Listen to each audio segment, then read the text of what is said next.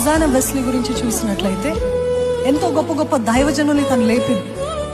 ఆ బిడ్డని ఎంత దైవ భయంలో పెంచిందంటే గొప్ప దైవజనులు చార్ల్స్ వెస్లీ. మీరందరూ తన గర్భాన్ని పుట్టిన 17 పిల్లలు, దాంట్లో కొంతమందిని పోగొట్టింది. ప్రతిరోజు వాక్యం ఎంత స్ట్రిక్ట్ గా పెంచిందో. తను పెంచకపోయింటే వారు వచ్చుండేవారు కాదు. Every time John Wesley and Charles Wesley వాళ్ళు అడ్రస్ చేసినప్పుడు మా తల్లి ప్రార్థనే, మా తల్లి పెంపకమే, మేము ఇలా ఉన్నామంటే మా తల్లి మా చిన్నప్పుడు నుండి ఎంత స్ట్రిక్ట్ గా, ఎంత భక్తితోటి, ఎంత భయముతోటి పెంచింది. ఈ రోజు మేము ఉన్నామంటే మా తల్లియే అని చెప్పారు.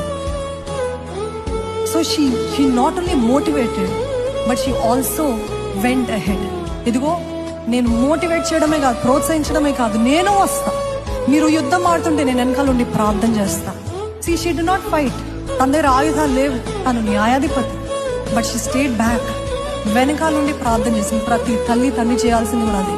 నా బిడ్డలు లోకానికి వెళ్తున్నారు, నా బిడ్డలు స్కూల్స్కి వెళ్తున్నారు, నా బిడ్డలు కాలేజెస్కి వెళ్తున్నారు, నా బిడ్డలు ఉద్యోగాలు చేస్తున్నారు.